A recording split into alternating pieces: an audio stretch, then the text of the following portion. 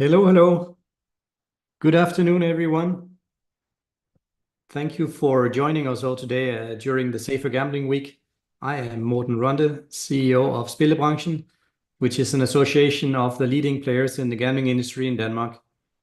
We work to create a responsible and sustainable gambling market and to promote best practices within the gambling industry.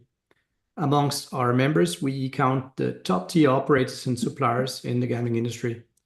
Today, I'm glad to welcome you to a webinar where we discuss how we can improve our industry's reputation and strengthen trust with the public, focusing on key areas like sustainability, protecting players, and marketing responsibly. The gambling industry in Denmark, and I think across Europe in general, is facing serious public concerns.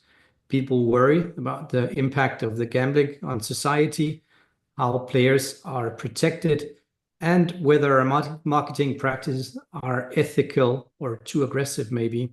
Today, we want to have an honest conversation about how we can address these concerns and show our commitment to being responsible and transparent. As an industry, our job is not just to provide entertainment. We also have to keep our players safe, encourage healthy gambling habits, and be mindful of how we market our services. Regaining or building trust takes time and real action. We need to invest in protecting our communities and creating sustainable gambling practices. Today, I'm excited to have a great panel of speakers with me, experts from the gambling industry to share their views. I have Kim Olesen, who is the general manager of Kindred Group. I have Carsten Fogh Hollang, who is the CEO of Danske Licensspil. I have Francesco Rodano, who is the Chief Policy Officer of Playtech. And I have Guy Harding, Senior Director of Group Media Partnerships for Better Collective. Finally, I have Martin Heyer, who is the CEO of the European Betting and Gaming Association, and he will be introducing the Safer Gambling Week and why it's so important in a European context. We'll talk about questions about what are the main reasons for the public distrust. Are our player protection measures working well enough? How can we make marketing both effective and ethical? And how can we use technology to promote responsible gambling? Today's discussion is more than about just talking. It's also about finding real solutions that make a difference.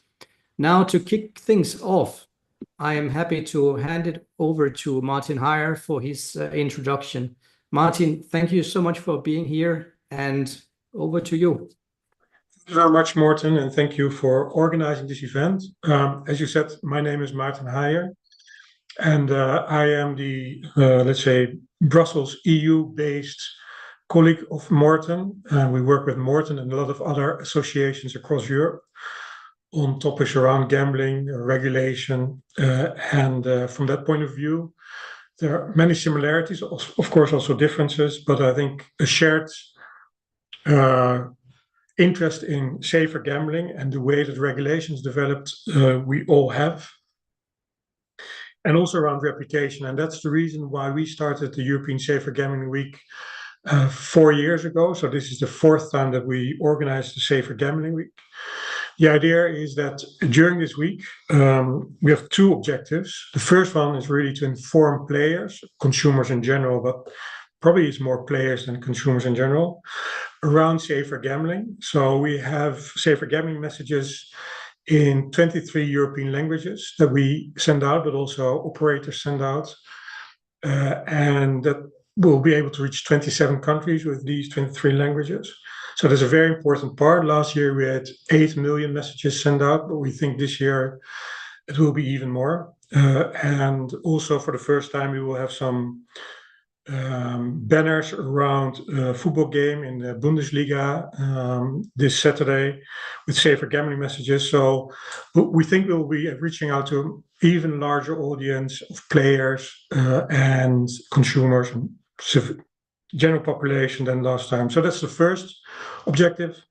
The second objective is what we do now. That is provide a platform for stakeholders from different origins. So it can be academics, regulators, us, but also operators, healthcare experts to discuss safer gambling during the week. There will be around 20 events organized. 2 are actually in person. Very interestingly, this year there are many more events organized by health institutions or health experts. So we're very happy that it's taken up such a prominent place in our work, and we look to expand every year on it. So I'll stop there, Morten, but that's my introduction around the Safer Gambling Week, and I very much look forward to our discussion today. Thank you very much, Martin. I'll let you rest your voice for a little bit. And I wanted to start out with a question that you can all respond to, which is, do you think that are the most significant challenges to the gambling industry today and the public trust? Is it really so that the public trust in our industry is low? And how can we start to address these issues? And I wanted to start out with Kim and Carsten, but I don't see Kim anywhere. Kim, are you online, or I just don't see you? I don't think Kim Olesen is online right now, but maybe then, Carsten, you can start, and the rest of you can come after. Sure. Hello, everybody. Carsten Holang from Danske Spil. So regarding the biggest challenges that we see right now, I believe that we do have a huge reputation issue in the industry for 2 main reasons.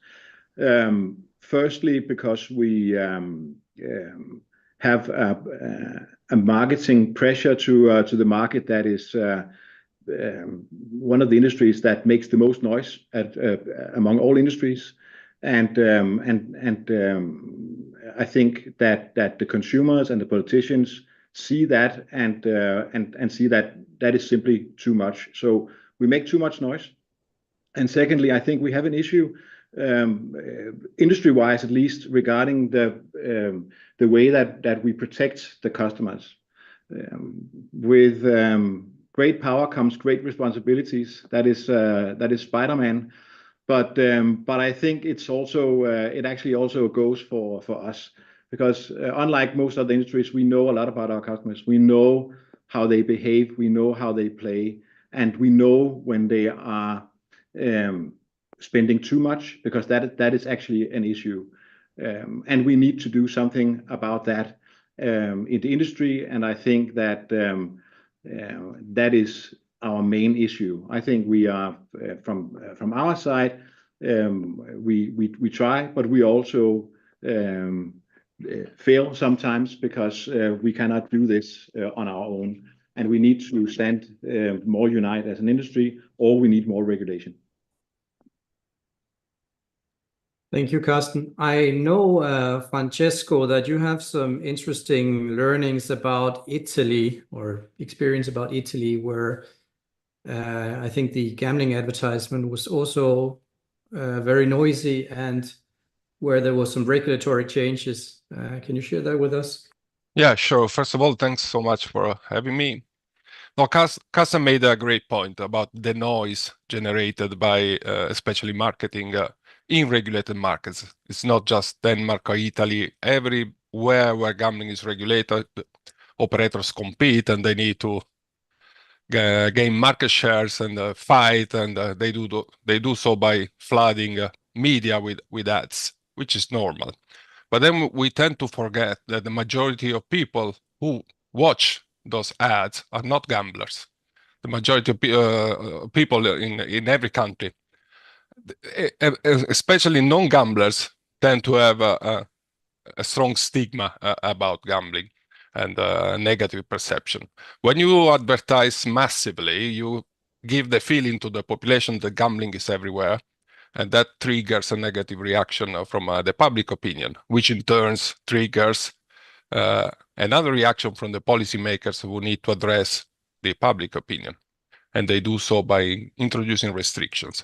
Italy is a good example, because a few years ago, I think it was the first country ever to ban every form of gambling advertising. That was in the political agenda of the populist movement, and the first measure they took just after getting to the government. And interestingly, a poll after this measure was introduced showed that 78% of the Italian population approved this advertising ban. That gives you the idea of the feeling around gambling across the citizens. And also, interestingly, after the advertising was banned, since then, in the last few years, there's not been any controversy around gambling anymore. It's just like gambling disappeared all of a sudden, and we didn't see any headlines on the papers, any arguments, any bad stories anymore. In reality, the market grew 3 times since then. That's just to demonstrate that the link between advertising and the perception is not driven by the actual size of the market, but it's just the optics of it. I'm not saying that banning advertising is a solution. It's a bit drastic and also creates some competitive issues, especially for new entrants. But it shows that maybe some moderation in the future will be needed in marketing to avoid this very negative reaction from the public opinion. Thank you, Francesco. Guy, as a company being part of the marketing of gambling, though not maybe not the TV advertisements, but on the digital media, how do you see this, and what are your reactions to what Carsten and Francesco are saying? Thank you. Firstly, thanks again for having us on. So Better Collective is a sort of digital sports media group, has about 400 million visits a month across its assets. I'm grateful not to be an operator, the challenges and the pressures that comes with, but also reaching that many people in all jurisdictions. We have to be really cognizant of the type of advertising we convey. I think players and punters have a lot more trust in sports media groups rather than operators. We're seen as a conduit through which they can enjoy their gambling entertainment. My main observation from mainly the UK market is how aggressive gambling advertising is, not just in terms of volume, but in terms of the tone and the type of advertising. If you compare it to other advertising for different products on television, whether that's TVs or alcohol or coffee or whatever it may be, it's a softer brand-led message, whereas gambling is very much bet now, very much in your face, lots of live prices, etc. So I think the industry needs to be very attuned to the perception and the negative perception of that urgency and that almost ramming the product down people's throats, many of whom have no interest in gambling whatsoever. So that's one of the sort of one of the key points. And then the other point is just around the channelization that advertising allows for. So I can't comment on the Italian market, but one of the main concerns in the UK is that without a healthy regulated market where gambling advertising is permissible, you will see a resurgence or a growing black market. Now in the UK that's fairly small, but in places like Germany we know it's very, very significant. I think the recent Regulus estimates are that about 60% of the German market is now sort of offshore, and having a regulated marketing channel is very, very important for reputable operators to market their wares. Well, thank you very much, Guy. I think Kim Olesen, who had some technical issues, should be online now. Kim is from Kindred Group. Kim, are you online now? Yes. Hi, Morten. Hi. Apologies for having some issues to begin with. I think, Guy, Carsten, and Francesco, I think I've been around most of what I also would argue is the important points. I think for me, there's an element of, we have sort of, as an industry to a certain extent, made the bet that we now need to lay in. I think that there is an element of, Carsten alluded to it as well, I think the dominance that we've had in advertisement across a number of markets, but also especially in Denmark, I think is also what's causing the challenge that we're facing right now in terms of the ideas around politicians in terms of regulation. I think being an industry that is online to a large extent, I think we only have that window as marketing, but we have not been so wise in how we have used that window up until now to a certain extent. I think agree with Guy that the messaging that we've used in recent years have really not helped the public perception around who we are as an industry, how we work with the sustainable measures, how we work with responsible gambling, etc. When we talk about only prize and bonuses, it's a difficult message to all of a sudden argue that we really care about our customers. So that will take time, that change of messaging, I think, before we should expect any kind of uplift in public perception, especially amongst the ones that are not consuming our products. Thank you, Kim. Martin, you hear now that there's a consensus that the marketing of the gambling products is maybe too dominant and too aggressive, I think.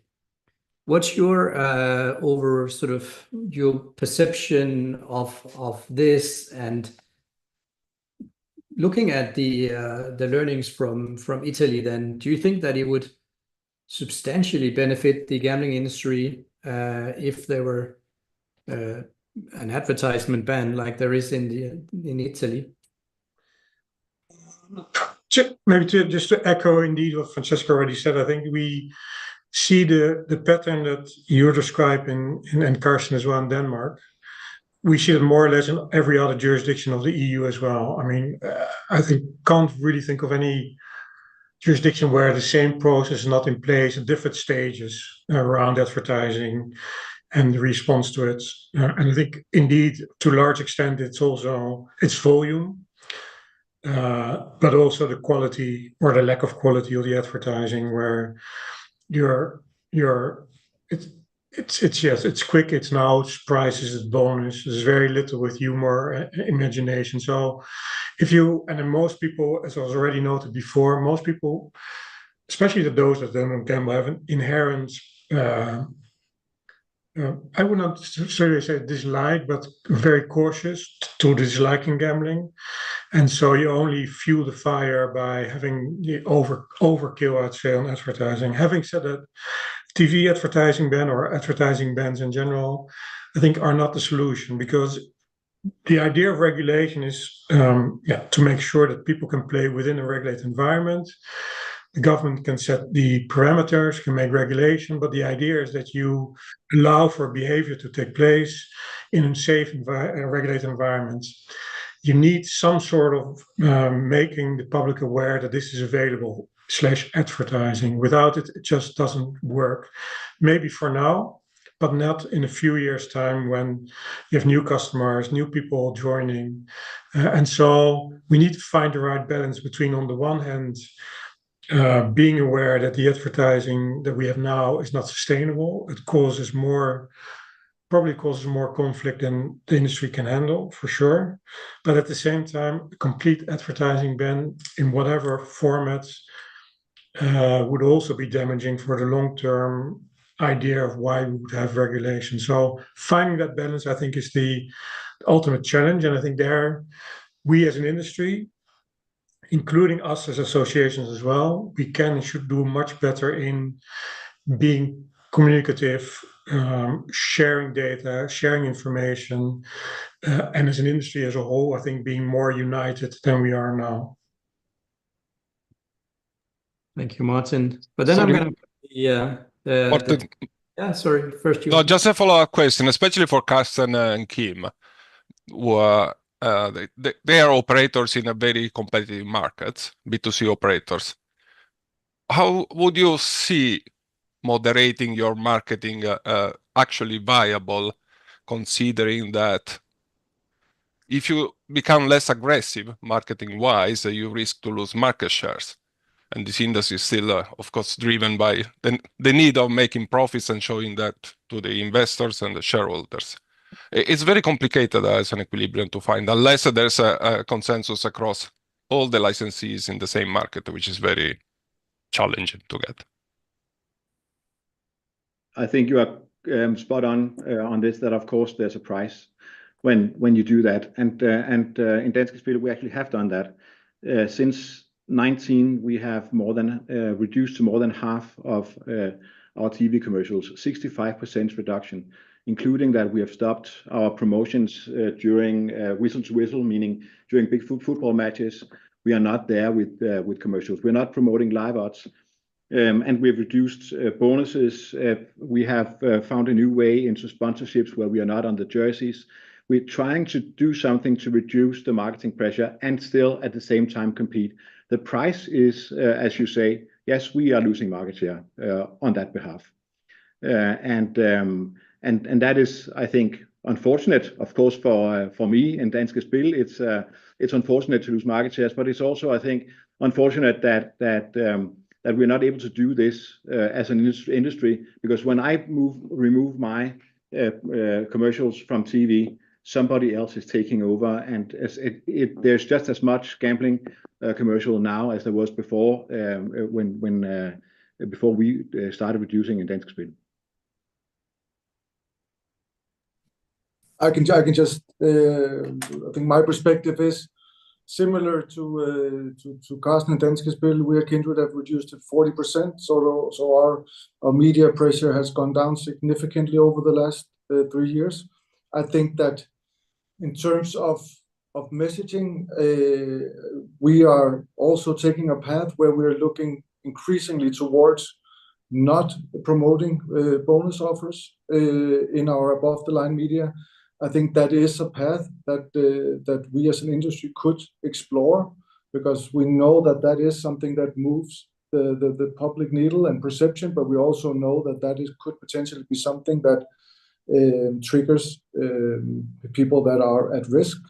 And then I think another point is, I definitely don't think banning advertisement is the way forward. We've also seen in Italy what happens when you attempt to do such a thing.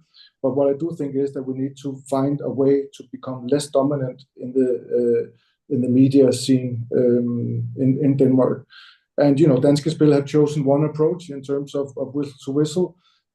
That's not one that I would prefer, but I think another one could be that we have a limited amount of ads, for example, during football matches, right? So we at least have some kind of regulated amount of pressure as an industry in the most popular medias, including TV. Or both.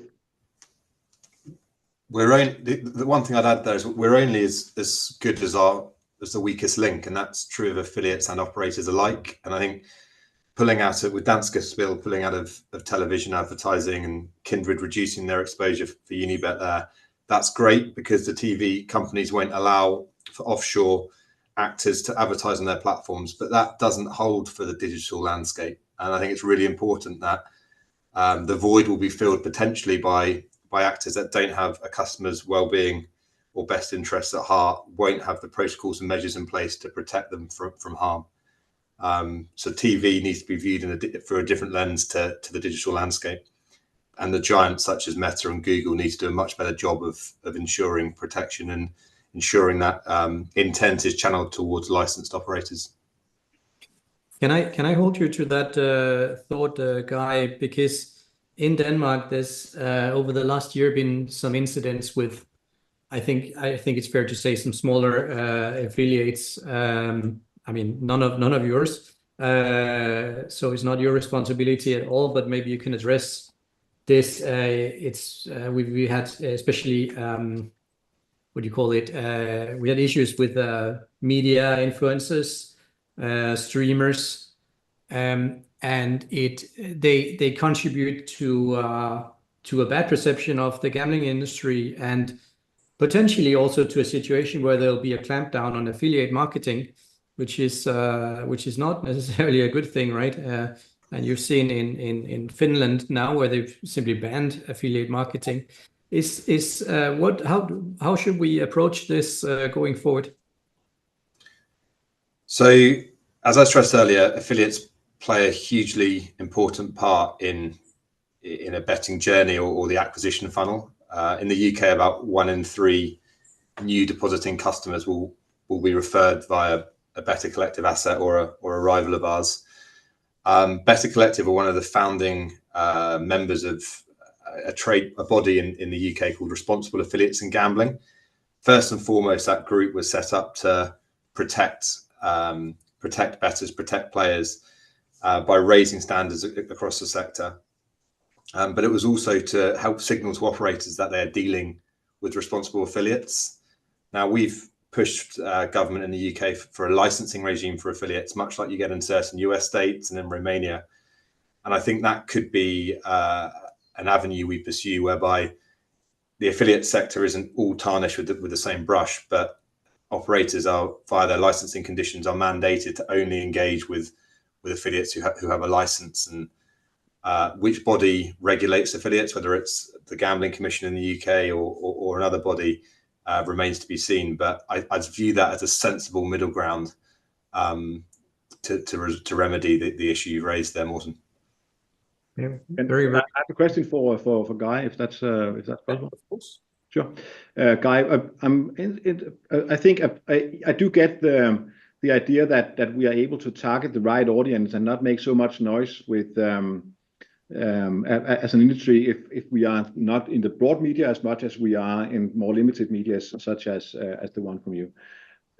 But how do we ensure that we are actually able to protect the customers in this?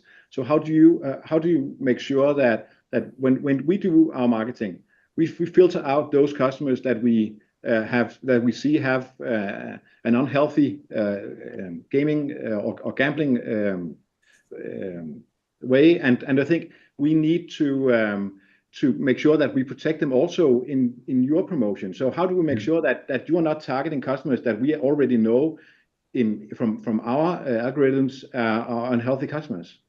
How do we make sure that that's happening? Because that's not what we have seen so far. It's a really important point. I can only comment on behalf of my UK experience working with a previous employer, but still in the sort of sports betting affiliate space, and that was operators not wanting to be part of email mailers without being able to cleanse email databases to ensure that email address wasn't on its no distribution list, either for marketing preference purposes or because of gambling related harm. Now, it opens up a data sharing issue. The big UK operators have launched a sort of, it's called GAM Protect, which is essentially a single customer view to allow players to preclude themselves from marketing by any one of those other operators, and also the ability to bet via any one of those other operators. But it's a voluntary scheme led by the industry, and affiliates don't have a seat at the table, or sports media groups don't have a seat at that table. So it's a very, very real problem. But without everyone getting around the table and discussing data sharing and the sensitivities with that on a jurisdiction by jurisdiction basis, it's really, really hard to remedy. Jump in there. Sorry, go ahead, Carsten. Yep. I think it was Martin first and maybe then Carsten. Yeah. So I just want to say, we also on that point, I think we as EGBA, our members have a code of conduct on advertising, which is mostly content moderation, mostly regulating content, but it's also via all media channels. And currently we have our second review of the application of the code in 4 different European jurisdictions. And we have Nielsen, the company, looking at the advertising, and we work together with the European Association of Advertising Authorities to look at how actually the code is being implemented in these 4 different jurisdictions. And one of the reasons why the members are very keen on this is also to see how what is being set out in the agreements to advertise, how it actually turns out into reality in advertising in these jurisdictions. And of course, it's also related to affiliate marketing, but also other ways. So, and that's hugely important to see in the process of what we agree on paper, how that actually turns out in practice in advertising in these 4 jurisdictions. So I think that's something where we, or members in particular, take a certain responsibility of seeing how that turns out, and we'll make those outcomes public. But I think there are a few issues there that I think been discussed already, where it's not that easy to control what's actually being done on the ground. But yeah, it's a learning process for the members as well. So we actively look at what the actual effect is and how then potentially we can improve the way that advertising being carried out on the ground in the context of making sure that what we have in our code of conduct is also being applied in reality. Carsten, you had a comment? Yes, I think mainly to Guy. Yes, like I completely agree that we need to find a way to solve data sharing issues here. I'm also just saying that it's necessary for me to know that this is in control. Otherwise, I cannot live up to the standards that I think and responsibilities that we think we have as companies to make sure that we protect the customers that we can see have an issue. If we have an affiliate agreement with someone that just keeps promoting things to risk gamblers, it's not working, because the thing we've been talking about the most here is about reputation. How do we improve the reputation of the industry? But the other side of this is how do we improve the protection of the customers? I think reducing marketing, I think Francesco, your statement was that that's not necessarily the same. We can see an increase in the volume in the market still after reducing the marketing. So how do we solve the consumer protection in this? I think that is an issue that we need to address as well. And that was a good segue into the next part, because it's of course not all about marketing. It's also about protecting the customers when you deal with them, when you have them as registered customers in your database. And I think it was really interesting that Guy was to mention data sharing, because there is an issue now in Denmark where the affiliates are not allowed to share the data with the operators. So the operators can check with the public register who are we not allowed to market our products to, but that list cannot be shared with the affiliate. So there's a disconnect there. But maybe I want to go to you, Francesco, because you and your company has worked a lot with systems that analyze the data and the pattern of player behavior. So what are we looking at here? Maybe you can expand a bit on this. Yeah, Morten, actually we have 4 great examples of best practices in this panel when it comes to analyzing players' behavior. 2 from the B2B side, because Better Collective has acquired a company called Mindway, and Playtech has bought a company called Bad Buddy, and we essentially do the same thing. We analyze players' behavior according to lots of behavioral markers in order to understand if any player can get into trouble down the line and intervene at the earliest possible stage. And the same, Carsten, I think you use PlayScan. You've been using that for a long time. And Kindred also, they have developed over the years their own behavioral analytic model, which is in-house. And these are 4 examples of the same approach, which seems, it would seem normal today that gambling companies need to analyze players' behavior from a responsible gambling perspective, but it's still not so common. We have, just to explain more how it works from my side, while the traditional responsible gambling tools, we are all aware of them, are self-exclusion and possibility for players to set limits. That's it. That's been the only way that the industry relied, the only tools the industry relied on for player protection. But they work well, but they rely on the fact that they need the players to be aware that they need to use them, which very often is not the case, especially for risky gamblers. So by analyzing player behavior with analytical tools and AI nowadays, we can really spot signs of risks in any single player at a very early stage. And we can then advise those players about the use of RG tools, or taking a break, or even referring them to a help center if that's the case. It's a huge shift between being reactive, so intervening with players only when the players tells us they have a problem, and being proactive. So try as an industry to identify them proactively and intervene with them. That's why now responsible gambling is called safer gambling. That terminology reflects this shift between reactive and proactive approach. Having said so, it's still not so widespread. By chance, we have 4 great examples in this panel, but most of the industry, unless the regulator explicitly asks them, are still on a reactive mode. That's not helping the reputation of the industry as well. Francesco, something I always often wonder is, how far are we with these products, these tools that we are working with? Are we in its infancy, or are we actually getting somewhere where you can actually start reducing the number of gambling addicts, or the level of gambling addiction in society? Not the infancy at all. Bad Buddy has 14 years of history. Mindwave Inc. 7, 8 anyway, and the same PlayScan.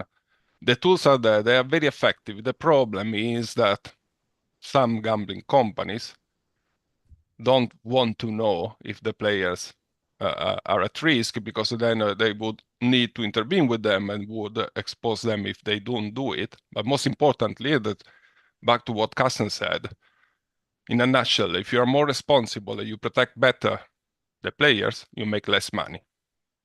Because some players shouldn't spend the money they spend. And that's, in a very competitive environment like we operate in, is very challenging. We can protect our players, and then the player would move to another competitor, or even worse, offshore, where there's no protection at all. But there's a sort of conflict of interest, business-wise, against the adoption of this kind of tools. Given that harm tends to be concentrated on certain types of activity, and from what we've seen in the UK, online slots has a higher incidence of harm. Is there not an argument for greater regulation of the games themselves, the slots themselves that are played, and try and regulate the platform rather than the player? I'm not sure who that's a question to, but it's a question on my lips. If I can, on the one hand, yeah, you could argue that. At the same time, I think there are not many regulators or legislators that would want to go down that path, I would say, because knowledge, I think, with the regulators and legislators side of what's actually happening is pretty limited in terms of the data that they have. Some collect a lot of data, some don't. I think a lot of responsibility to do something with the data is still with the operator. So I think asking for regulation for particular products would go, at least at the current stage, well beyond, I think, what would a legislator would want to do or would be able to do, because you would need to really know what the impact would be of certain measures. So it's a bit of a wait and see. In that respect, it's interesting because there will be some European legislation is being considered around better protecting consumers in the digital area in general, not just gambling specific, that might look at actually the way that AI is being used and algorithms are being used. So there might be some discussion from that point of view as well, but it won't be gambling specific. But I think it would require a lot of information and knowledge and courage from a regulator, legislator to go into that level of detail. And I'm not sure, broadly speaking, how willing they would be to go into product level regulation, to be honest. I think that's interesting, Martin, and I agree that for most regulators, or those regulators I know, except maybe Francesco when he was a regulator, that would be a very difficult task. I know that the UK Gambling Commission is doing it to some extent, looking at game design. I don't know how it's how they're doing at it, but I also feel like it could be dangerous not to have a look at the big buzz in gaming now are these games which are for kids, obviously, that are where it's been found that some suppliers have been implementing measures that are particularly addictive to kids on per design. Not saying that this is at all the case in the gambling industry, but it would leave some room to perhaps to some suppliers if there was no regulation at all. But I agree that the level of knowledge here is the problem. I don't know if you or Francesco or anyone has an opinion about this. I think the instant gratification is definitely an issue here. That you get used to instant response when you do something, and if we slow down the products, they will become more safe in themselves, but maybe not as competitive against other types of instant gratification that you can get, for instance, from gaming. So I do think that it's a way forward, but it would need to also take into account that it should also regulate gaming if that's possible to do that. So yes, it's I think a way forward and something to look into, but it needs to take a broader view. Yeah, I'm not sure, Morten, about regulating game design, for instance, because we are all different. So a slot that's particularly dangerous for some people might be completely normal and okay to play for most other people. It would be very difficult to find like common rules. You know, in some countries there have been attempts at the minimum time between spins on a slot, or the maximum stake, like in Germany, €1. You can protect some players, but for others, you're just limiting their entertainment in a way, and you're damaging the industry, and you're pushing those players who don't want that kind of experience offshore again. It's very tricky. When it comes to behavioral analytics and regulating that, there's already, I think, 20 examples across the world, in Europe, North and South America, in which regulators mandate the use of behavioral analytics for their licensees. They're all very vague, and it's very complex, like you said, to regulate them in detail. But that is risks that there's a tendency across licensees to just do the minimum required to comply with those. A minimum required in terms of behavioral analytics could be very simple rules or manual processes that might not be as effective. But how can we better inform the regulators on what works and what doesn't work? And that opens up a big opportunity that we are not exploiting yet, which is sharing publicly the findings of our trials, of our failures, which we don't do often because there's lots to learn from them. Lots of examples from Kindred, Danske Spell, Mindway, BetBuddy, and others, but we are still hesitant to share all our findings publicly because that would inform the regulator and who might adopt some more detailed guidelines on the use of these tools. Yeah, just Morten, can I just echo precisely what Francesco says? I think the future lies in being more able to protect the customers on a company or as an industry level, rather than looking at regulation as a solution. Sometimes you need the threat of regulation to move forward. And I fully agree. But I mean, unfortunately, a good example of where it goes wrong is the self-exclusion and exclusion registers. How many websites are not promoting casino without self-exclusion, official self-exclusion registers?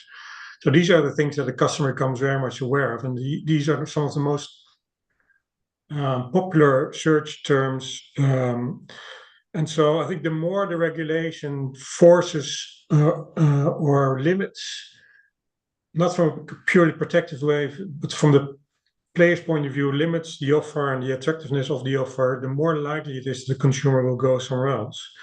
And I think that's much less the case if the industry, individual operates, but the industry as a whole, has more effective and efficient consumer protection measures in place, including those that Francesco just described, in particular those. For me, the future really lies with those instruments where we hopefully can get more agreement with regulators on, but not necessarily a top-down approach, but a bottom-up and commitment from operators. My feeling is that there's more and more space for these measures in the budgets for the yearly budgets for the operators, but not all operators yet. I think there's an issue with smaller operators. And then, yes, obviously from a day-to-day point of view, there are still commercial considerations whether you up the level of protection or not. But overall, I think there's a remarkable shift in terms of protection in the last 5 years, even compared to what we saw before. So I think we should also highlight that we're going in the right direction, but we can and should go quicker, and we're not there yet. But for sure, we're in the right way. I think that is something we should not be just downbeat. I think we are going in the right direction, but it must be more and must be shared by more in the industry.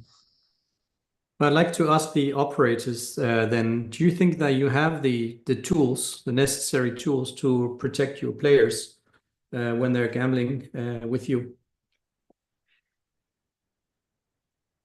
Short answer, no. I think we've done a lot that we can do ourselves, and we can see that it works. But it's a local help. We can see that it works for our customers. But when we double the number of customers that we close down because of close their accounts because of their spend, and we have done that, it's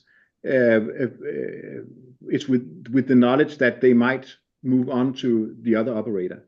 So I think the tool that we really need in order to be able to help these customers is something that is cross operator, that actually helps the customers that have a problem, and we are not able to do that today. Kim?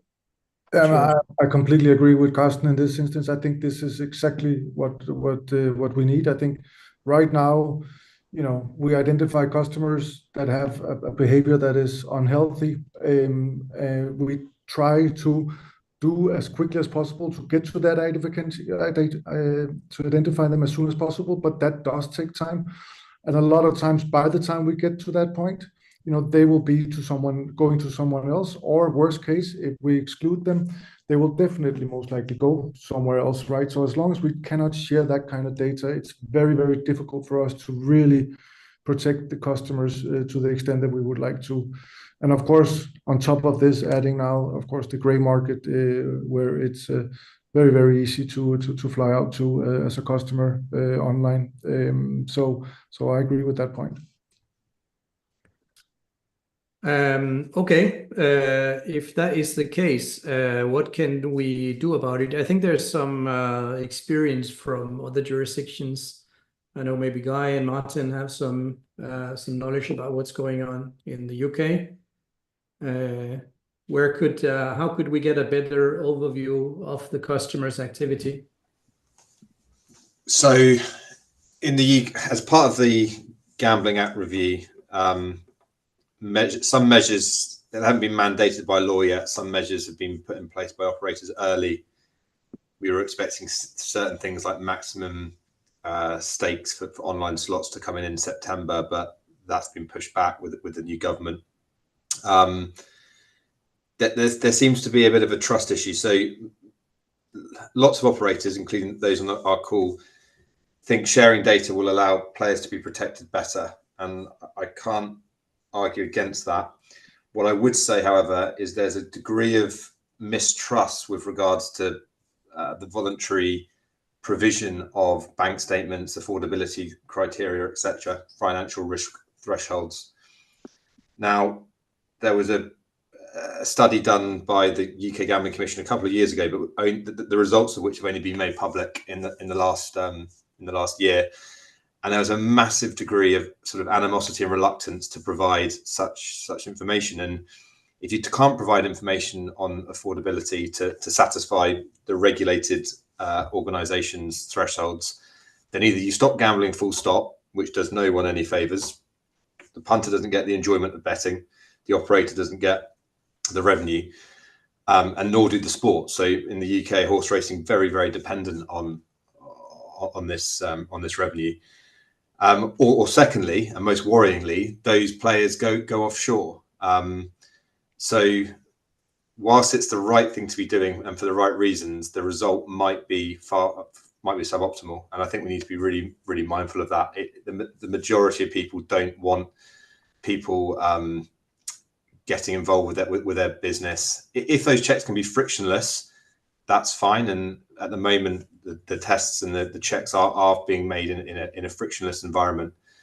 But as soon as you have to start sending bank statements, etc., it's going to be problematic. And open banking sort of offers a solution to this, because the technology is there to allow for that data to be shared. I mean, it's not real betting data; it's deposits and withdrawals with gambling operators. You have to sort of infer that if someone's depositing a lot and not withdrawing very much, they are spending a lot of money. That's an assumption you'd have to get to. And you'd also have to have the punter, the player, being willing to sign up to that open banking framework. So if they weren't, then the data wouldn't be there.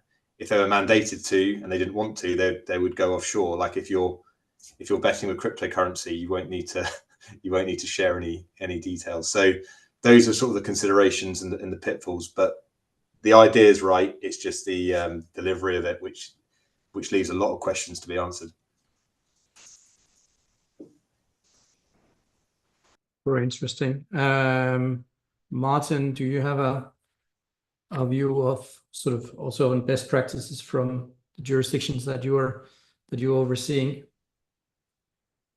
I mean, the problem is that there are more jurisdictions that look at systems like this, but what Guy just now called the technical problems are the thing to solve. I think that's everywhere the case. It's extremely difficult to come up with a system that actually works, where you have the information available that you need to take these kinds of decisions in a good way.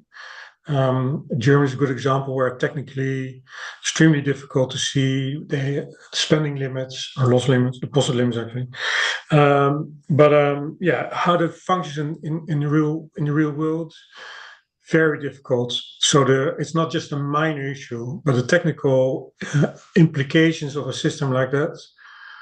Compare, and then in addition to what is local custom, for instance, in the UK, there's no official ID scheme, but there's more information available, I think, on your use of your credit card and banking details than in some of the other European jurisdictions. So you can get more information via credit card institutions, which might not be as accessible in, let's say, Germany as in the UK. So all these things matter, and it makes, I think, the idea of sharing data, having enough data available to be able to detect and prevent and to flesh out those people that you want to flesh out, not to allow them to play or to play too much or to limit them in their play.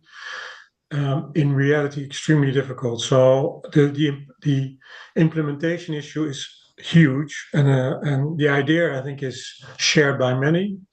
The issue is would you do it in real life, and then ensure that people don't say, this is really too much for me. I go to a Curacao-based or cryptocurrency. As long as you get paid, I don't care too much. And if people feel in control enough, the risk of them going to other places than the regulated offer is, I think, genuine. And with crypto and younger audiences, it gets easier and less barriers for younger people, I think, to go to crypto than for old people like me. So I think there is an issue that we need to be very much aware of. I think just to step in there. So with regards to like credit reference checks, it is easier in the UK to use a service such as Experian to do a frictionless check on affordability. even sort of postcode profiling, whilst not perfect, can allow for an operator to get an idea of affordability. But there hasn't been credit card betting per se in the UK since 2019. So that method of payment has been shut down. Apologies, you're right, but it's about credit, not credit cards. My bad English, sure. Carsten, when we spoke as a warm up to this panel, you indicated that in Denmark you feel that it's difficult for the operators to collaborate, and you see that it would be difficult for the operators to work together on a solution where you could find this single customer view that we're talking about now, where you can see across the board. What would you like the industry to do, or perhaps with the regulator? I know this is a difficult question, but what do you think that we can do and can achieve in Denmark if we collaborated? I think the goal that we need to have is to be better at consumer protection, at player protection, and I think it seems that we all agree that it's very difficult to protect them by yourself, because customers tend to have multiple accounts and or accounts with a number of different vendors. So we need to find a way to protect them cross vendor. But it's just like, I think both Francesco and Guy and Martin alluded to, that also means that we have to share things that we consider competitive and confidential information. So that doesn't work, that we are sharing that as on just a voluntary basis. I think we need regulation, and I think that DGA has a role here. I think that they could potentially do this either by creating that cross customer or cross vendor register where we can actually track what the customers are paying for across the different vendors, or looking at Rufus, the voluntary register and make it something that where we could flag a customer in Rufus and say this is a potential risk customer, and share that information across. But again, I don't know how to solve the legal issues in this, but I think we need to find a way, and I don't think that we, from being competitors, are able to find that common ground that actually works. So regulation is the answer. And it's interesting that you bring it up, because I think in Denmark there's a situation where the country or the regulator has more data than most regulators in Europe, and soon it's also going to be identified with the customer. It's not going to be anonymous anymore. So sometime soon they will have the full overview. But how do we use such information? Francesco, I know that you have some concerns as a former regulator about having all that data and putting responsibility on the regulator. Yeah, no, to address Carsten's concern, indeed, the regulator can be the neutral third party who can facilitate the sharing of data. Actually, that should be the role, and already happens in several other countries. So understand that the Danish regulator will be collecting data in near real time across all licensees at some point, which gives a unique possibility to have an insight of what's going on from a single customer view perspective. The point we discussed the other day is that you can't really rely on the regulator to be the entity pointing the fingers, saying that player is at risk or that player is a problem gambler. It's there's no 100% 100% sure way to identify someone at risk. It's something very complex. What the regulator can do is to offer additional insights to the licensees on how the player is behaving from a responsible gambling perspective across all the operators he has an account with. But the responsibility of intervening with players is something that you can't really delegate to a regulator, because it would be for an operator a way to, let's say, to discharge any responsibility. I think it's still our task to engage with the players in a proper way and try to educate them on how to make sure that gambling remains entertainment and not an issue. But regulator can help in collecting the data and sharing the insights for sure. So how do we crack that nut? So what the regulator can share with the other operators is that this player, that is also your player, is spending this much money at these unidentified gambling sites, and this player has this pattern of playing. But then it would be up to the operator to analyze this combined with their own experience. I'd say so. It's first of all having a centralized system from the regulator side makes the adoption of limits across all licenses easier in theory. That's something that in the UK the operators are trying to sort out by themselves, but it will take ages and it's very complicated technically, while having all the data centrally at the regulators server, that would also allow that. And that would be a massive step forward in player protection, because if I decide I don't want to spend more than 100 euros per month, that will be applied across all the licensees I have an account with. And then the regulator, yeah, sorry, guys. I was just going to say, yeah, it is really hard to have a unified approach to markers of harm. And I think the UK approach, whilst a step in the right direction, right now is a player has to themselves say, I've got a gambling addiction. I'm thinking of causing myself harm through the addiction. It's all self-stated. And obviously once they've done that, that operator will then share those details amongst the other members of Gam Protect. But these aren't signals like they're playing this slot machine at this time in the morning, or they're playing this many different types of betting products. It's very black and white. Like if someone said, I've got a gambling addiction, it's quite obvious what the right course of action for an operator would be. But the softer things, the numerous different deposit methods, the deposit attempts failing, reverse withdrawals, those sorts of things, a lot trickier to reach a sort of homogenous standpoint on, and that's when it will get tricky. We are still focusing on intervention when it's possibly too late. Carsten mentioned closing down accounts for players who exhibited some forms of problems.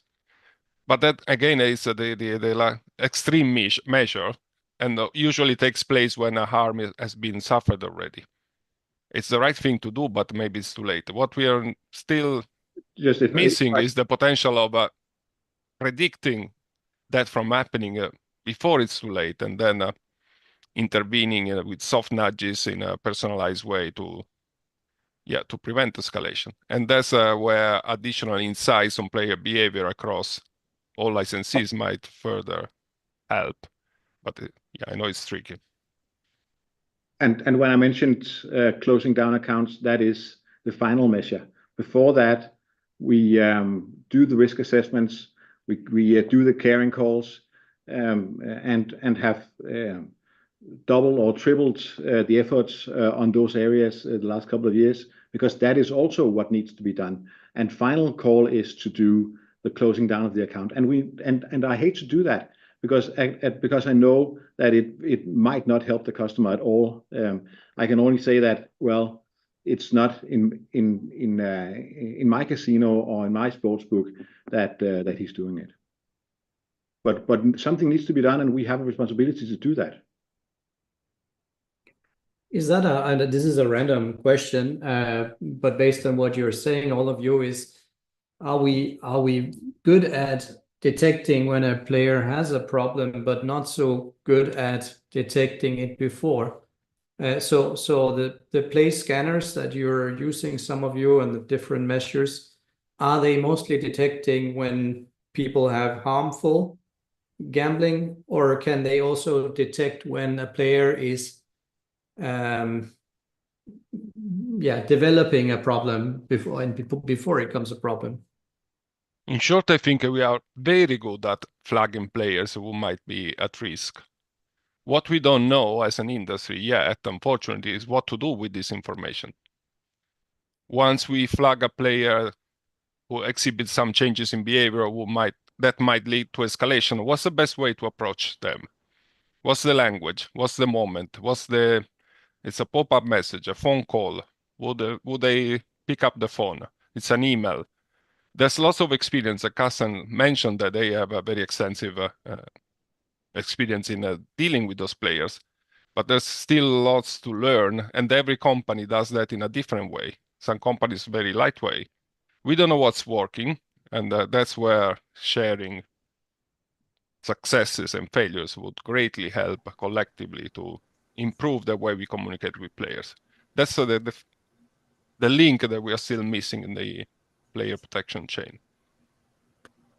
And why is that? It sounds like there's a gap within sort of in the studies. I mean, this is surely not just the gambling operator's task alone. This is something where gambling treatment or gambling researchers should fill out the void in how to interact with a player that has a developing problem.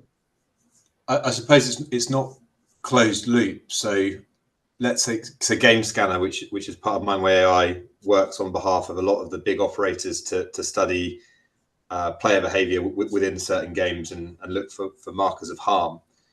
Interventions can then be made off the back of that information. But the actual end result of those interventions is never really known. That player may spend less money or less time or arise at less risk with said operator, but there's no way of us identifying whether they are doing similar activity with another operator, with the same game on another operator, or potentially outside of the realms of regulation with an offshore operator. So you can say number of interventions made, tick, player behavior change, tick. That doesn't necessarily mean you solve the problem. And I suppose that's the key thing here. What do we do with the data? And yeah, Francesco's asked the question and I don't have the answer. I'm just saying the question again. And Morten, you're right about cooperating with the specialists and academics. They can provide the theoretical basis for the interventions, but then we need to trial them in the real world. We started a project with the universities of Rotterdam and Amsterdam with clinical psychologists. They are building a framework of personalized RG tools and messages, but then now we are trialing them with the real players. And we don't know yet if the theory will be reflected in the reality. The challenge is from industry, and that Martin knows well, to make their data, their players available for these sort of trials, knowing that it's a risky exercise business-wise, because if the interventions are disruptive, even if they have a solid academic foundation, the operator is going to lose money in the process for something that whose outcome is not certain. We are trying, but again, there's not many experiments going on with real players on effective RG interactions. And back to Guy's point, how we evaluate them. We don't know after the intervention took place, what do we define as effective?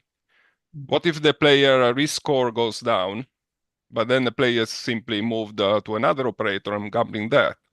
we can flag that as a successful intervention, but it's not. It's causing harm somewhere else. But I'm sure that if you ask the clinical treatment centers, they would say, well, we know how to treat them. So now we're talking about those who are not perhaps ready to go to the clinical treatment, but they still need some kind of intervention or dialogue or somewhere.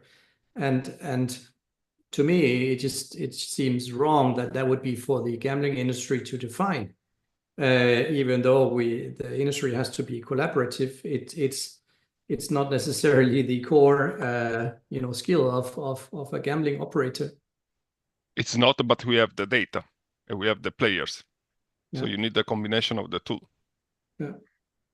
I agree with Morten. I think and also not just that I don't think we should take the responsibility, because that's not what I want to say, but I think there's also a limit to, even if you have one-on-one counseling with a person who has a problem, let's say problem gambling, addiction, resolving that issue is not straightforward, easy at all, and maybe it's unresolvable. So I think the fact that we don't really know the outcome of everything that we do, or might not always have the desired positive outcome because they can go somewhere else, should not withhold ourselves from doing actually what is good and developing these systems and having these interventions, even though it might be the case that someone turns to a competitor or to the black market. I think for me, the buildup of these systems, the interventions, and measuring the effect of what you do on your customer still is more important than not being able to say whether this individual in his or her life has turned for the better. That would be a huge task, I think impossible, as you say, Morten, for the industry and even for the healthcare sector. How do you resolve personal problems even in a one-on-one situation? So there's a risk of going for the maximum effect, the maximum success, and the risk is that we do less than we can do now. And I think we should, to the extent possible, do what we need to do as individual operators, as industry together, irrespective of whether we know the precise outcome on the individual's behavior every time, because I think then we are overshooting in terms of our objectives. I wanted to ask you also, Kim, because I know you're working a lot with player protection. You're historically working a lot with player protection measures. Do you see that there's a gap here that needs to be filled somehow? But also, do you have any suggestions on how the industry as a whole could become better at this? Yeah, a couple of things, Morten. I think one, although I think Carsten is right, I think there is a need for regulation. I do believe that we can share more data amongst us. I don't by any means want to say that this is not a complicated task, but we have to begin to share more data as an industry, I think, because we need to get smarter at what we do and what works. We all have a common interest to a large extent, especially amongst the licensed operators, to solve this. And I think sharing our experiences really would accelerate that process, right? That's one thing. And then I think the second thing is we need to, probably with the help of regulators, to really have some kind of alignment around the methodology and how we measure, for example, marks of harm, have some kind of agreement on how we do things, right? Of course, we will each have our way, and there needs to be room for that, but there needs to be an increased alignment as to what we believe are the main markers of harm. What in principle is it that the process and the methodology that we work from, because that will quantify the conversations and the discussions much more than where we are today. So I think that there's a need for that as well. And then I think maybe the last thing from my point is that, you asked before, can we get better? And we certainly can. I think that we are trying to identify them customers as soon as possible.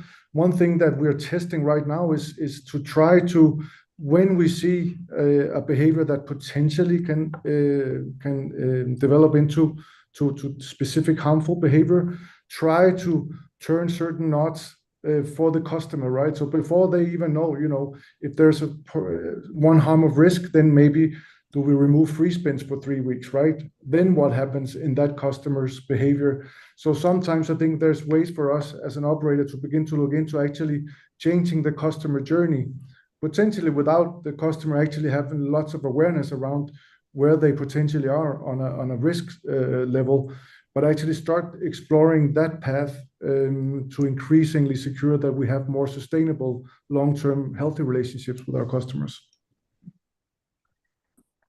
Thank you very much. I have a question from the audience, so I think via Twitch.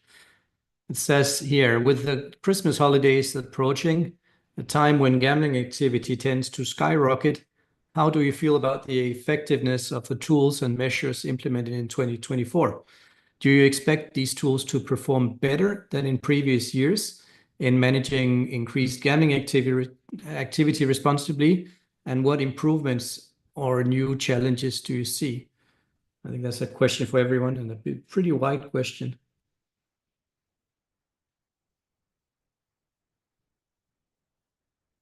To go first. So we on a yearly basis, as EGBA, we publish a sustainability report, which really focuses actually on safer gambling, responsible gambling, use of tools. This time, so in 2024, for the first time, we actually measured the effect of the tools. So that's around interventions, in particular around interventions. And it saw that 65% of the customers that, from our members at least, so it's aggregate data from our members that were being approached, actually either did not increase their losses or had less losses or stopped playing altogether. And we aim to report again on these metrics in 2025, in June, when we publish the sustainability report again, probably even more specific than we have it now. So we are starting to measure it, but I think in June 2025, please watch out for the sustainability report, because we intend to publish some information around it. Having said that, all the discussion before about definitions, measuring, benchmarking are still valid as well, because also our data has not been, let's say, completely benchmarked, and it's not done by academic definitions or agreed European standards. So there's still a lot of room of improvement also from our data. But we have published the first data about it, and in June we'll hope to publish again more specific data. I think this dovetails to an extent with what we started at the beginning of public perception, and the way this question is worded in terms of skyrocketing. It's almost like, is this a bad thing? Should we be surprised by it? Well, lots of people are on holiday. There's a hell of a lot of sport on TV. So if people have got the time and the ability to bet on certain events, of course things are going to skyrocket. But that whole perception amongst those in the population who don't bet could lead to greater scrutiny of the industry. So I think we just need to be quite careful with just like some of the language that we use, because it isn't really surprising that gambling activity is skyrocketing. If marketing is there to exploit people who may be lonely at Christmas, that's a totally different point to raise. But advertising activity rising over a busy festive period where there's lots and lots of football and people have lots and lots of time, I don't think we should be too surprised or ashamed by. It's what makes our product so good, and I always look forward to the Christmas schedules. We never say the RG tools are skyrocketing. That opens up another challenge. How do we communicate better the good stuff we do? We know it's not enough, but how do we compensate the kind of a perception given by the flooding of advertising with communicating the positive approach to responsible gambling that we are having? There's a Safer Gambling Week, Martin. That's all focus on a single week, but what happens in the other 51 weeks? How do we improve that? And in terms of the question was about the effectiveness of tool and measure. I think given the uptake that both Mindway or our tool BetBuddy have with new clients, that's indeed a sign of positive change and improvement on the industry side in terms of trying to be more proactive and understanding better their players' behavior. So it's a slow trend, but it's improving. Carsten? To me, this is not really about the tools. This is about how we use the tools, and how good are we at spotting customers and handling and doing something about that. So and again, from my point of view, I think we have seen significant positive impacts of the initiative that we have taken. So it certainly does work. We have been able to reduce number of players at risk, but that's not only from the tools. That's about how do we handle ourselves around that? How do we make use of the data, and what kind of initiatives do we put in place to protect young adults, to set lower limits to how much can you actually play per spin, and then again, what do you do when you see a customer at risk? How fast do you react, and how do you react? Do you give them a call? And to talk about we don't know if it works. Well, no, that's not true. We know it works. We know that giving these customers a call significantly reduces the number of risk players just from having that talk with them. Especially if we end up not closing the account down and just reducing their gambling limits.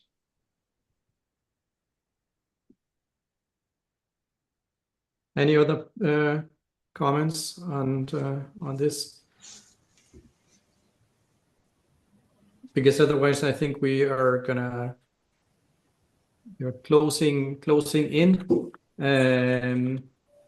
I think it's been extremely interesting. We've been talking about gambling advertisement, where there's a majority of users that gambling advertisement is too noisy and too aggressive. We need to do something about it because it's harming the public perception. I also heard that the majority of you said, well, gambling advertisement ban is not it's not the road, because it would create a black market. It would well, it would take the ability to market your product away. We've been talking about, well, actually I wanted to mention that Guy brought up an interesting idea of regulating affiliates in some way to also regulate that part of the marketing industry. We talked much about data sharing. You brought up some really interesting points about involving the regulator, sharing data.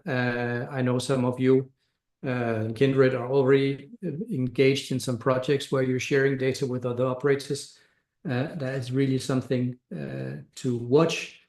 We talked about the tools, and the point was made that not all the operators are interested in using the tools as they should. And I think Carsten made the point that when you have the tools, it's about how to use them, and that we know what is the way to act and react, even though I think that Francesco pointed out that there's a gap now in still in understanding how players develop gambling addiction. All these are just a few of the very good points that are made. The session has been recorded, so I will share it afterwards so you can get all the other points that were made.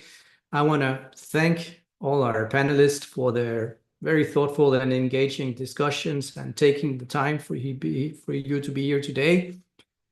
And remember that this conversation doesn't end here. We invite you all to continue engaging with us and participate in upcoming initiative focused on player protection and responsible practices. That said, thank you all and have a nice rest of the day and rest of the week. Thank you very much.